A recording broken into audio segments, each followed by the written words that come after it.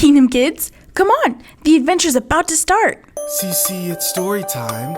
CC, it's story time. CC always telling us stories. Pink hair and socks, so she's never boring. Whiteboard with the orange tie. You need a recap? Derek is your guy. Oh, with a flow so cold. Everybody get ready for adventure mode. Heather with the crew that's so disruptive. Hey, what's that? Friendly interruption. Kingdom kids, yeah, Kingdom kids. Kingdom kids, yeah, Kingdom kids. Hey Kingdom kids, I'm super excited about today's lesson. In today's lesson, we get to talk about a man named... Oh, wait, I should probably keep it a secret, huh? Well, I can tell you about our great big question. Our great big question for today is, what does God want more than a sacrifice? But before we answer that, we need a recap. Take it away, Derek.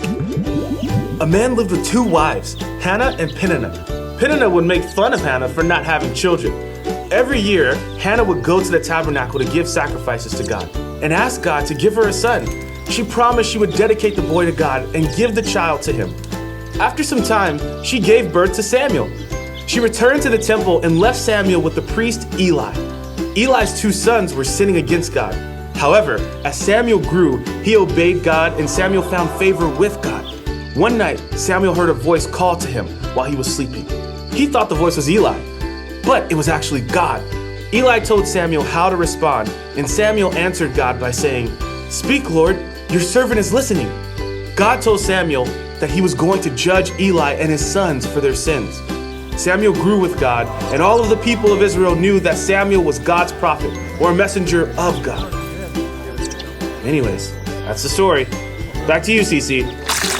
Can you imagine growing up in the temple? It almost reminds me of this one time when... We interrupt this regularly scheduled program to bring you this friendly interruption. Hopefully Joe will make you laugh with today's joke.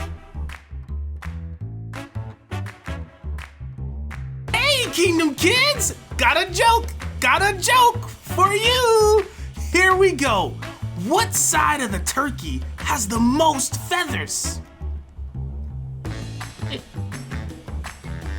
The outside! It's the outside.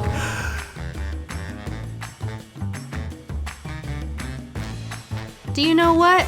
I'm sure his jokes will be better with time. Hopefully. Take it away, Cece. Well, thanks for that joke, Joe. Anyways, now that that's out of the way, ladies and gentlemen, boys and girls, it's time for... Adventure Mode! Samuel was not the only prophet over Israel at the time. He was also their judge. But Israel had no king. So the people went to Samuel and told him, "Give us a king like all of the other nations around us." This made Samuel angry, so he went to God and asked him what he should do. God told him, "Listen to what the people are saying. It is not you they have rejected, but they have rejected me as their king. But make sure to warn them about what it truly means to have an earthly king." Samuel warned the people what it would be like and told them that their king would be able to take their sons with him into war to fight in his armies and take away their fields and crops. But the people of Israel did not care. They still wanted a king. God brought a man named Saul to Samuel. Samuel anointed Saul, and God was with him. When Saul was to be announced to the people of Israel as their new king, he hid from the people in a barn. When they brought him out, the people ran to him and shouted, "Long live the king!" In the beginning, Saul was a good king and followed God's commandments. However, he was starting to steer away from God and did what he thought was best. One day, the Israelites went to war with their enemies, the Philistines. The Philistines were beating the Israelites, so Saul wanted to give an offering to God and ask him for help. However, as we have learned in previous lessons, only the priest was allowed to make such sacrifices. Saul asked Samuel to come and perform the offering, but it took Samuel longer than expected. Saul got impatient and decided to perform the offering all on his own. Then Samuel came. He told Saul that soon he would not be king over Israel. God would find someone who would be obedient. Sometime later, the Israelites went to war again. God told Saul to destroy everything in the city, but Saul did not obey. he did not destroy the livestock. God told Samuel, "I regret making Saul king because he does not obey my instructions." Samuel went to Saul and told him what the Lord said. Saul argued and said that he obeyed God and that he kept some of the animals to sacrifice to God. But Samuel said, "Does he care more about your obedience or your sacrifice? God will take away your position as king today and will make someone who will listen to his commandments king." And that's what we learned on Adventure Mode! In the beginning of our story, it's clear to see that before Saul rebelled against God, God was with Saul. But he was too impatient to wait for Samuel and decided to do the offering himself.